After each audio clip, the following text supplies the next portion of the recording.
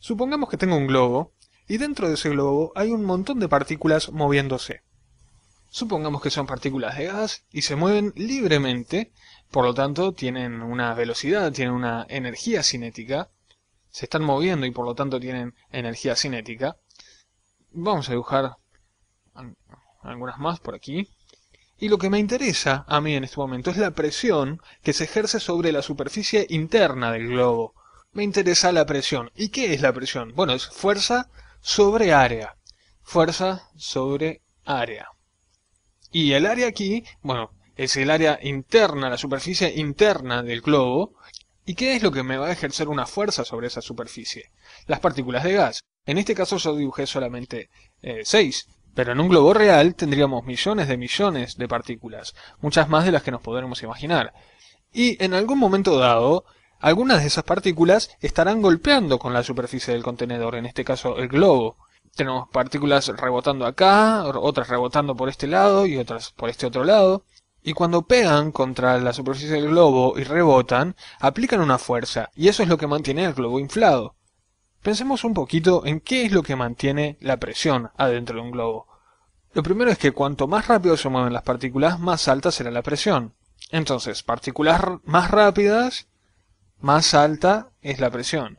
La presión sube.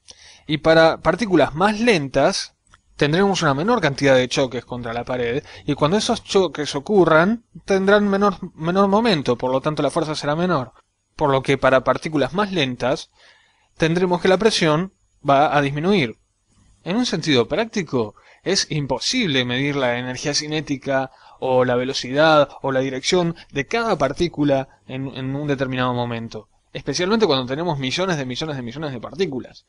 Y por eso lo que hacemos es medir la energía promedio de las partículas. Y este tema de la energía promedio les puede parecer como algo nuevo, pero en realidad es algo que seguramente es muy familiar para ustedes, y es la temperatura. La temperatura se puede ver como la energía promedio de todas las partículas que pertenecen a un sistema. Por lo que, voy a escribirlo acá, bueno, esto es similar a la energía promedio. Y tiene que ver también con la energía cinética, porque estas partículas se están moviendo y golpeando contra la superficie del globo, y cuanto más temperatura haya, más rápido se van a mover, y más van a rebotar contra la superficie del globo. Y como la temperatura es la energía promedio, nos dice la energía por cada partícula. La energía de cada partícula. Y si lo pensamos, si tuviéramos una única partícula ahí adentro, con mucha temperatura ahí dentro, bueno, obviamente tendría menos presión que si hubiera millones de partículas, como ocurre dentro de un globo. Pero vamos a ver, vamos a hacer otro dibujo. Si tuviera, vamos a poner estos dos casos distintos, dos casos, y en el primero tengo un montón de partículas con, digamos, una determinada temperatura. Ahí las represento en diferentes direcciones. Y en el otro ejemplo tenemos una única partícula. Y supongamos que tienen la misma temperatura. Supongamos que la temperatura promedio o la energía cinética promedio es la misma en los dos casos. Claramente, el primer caso va a ser el que más presión ejerza sobre el globo, porque habrá una mayor cantidad de partículas rebotando al mismo momento, que si lo comparamos con este otro caso, donde hay una única partícula golpeando contra las paredes, aunque su temperatura puede ser la misma. O su energía cinética. Bueno, ya dijimos que la temperatura puede ser vista como energía cinética por partícula. Y bien, si queremos ver la energía total del sistema, tendríamos que multiplicar la temperatura por el número de partículas. Si lo vemos a una escala molecular, el número de partículas puede ser representado por el mol. Recordemos que mol es simplemente un número de partículas. Por lo que estamos diciendo acá es que la presión es igual, digamos, bueno, a una constante multiplicada por, bueno, una constante a la que vamos a llamarle R, constante R. Esta constante puede variar en función de las unidades que estemos usando. Su valor va a depender de las unidades con las que estemos tratando. Así que solo decimos que es proporcional a la temperatura y al número de partículas. Y lo podemos poner en moles o en partículas. Sabemos que si lo ponemos en moles y lo multiplicamos por 6,0 por 10 a la 23 tenemos el número de partículas. Porque es lo mismo, están relacionados. Entonces este es el número de partículas y esta es la temperatura. Y este otro es simplemente una constante. Y bien, ¿de qué otra cosa depende la temperatura? Bueno, ya vimos que depende de las partículas. Cuanto más rápido se mueven estas partículas, habrá una presión más alta. Y también depende del número de partículas. Cuantas más partículas tengamos, mayor presión tendremos. ¿Y qué podemos decir acerca del volumen del contenedor, del tamaño?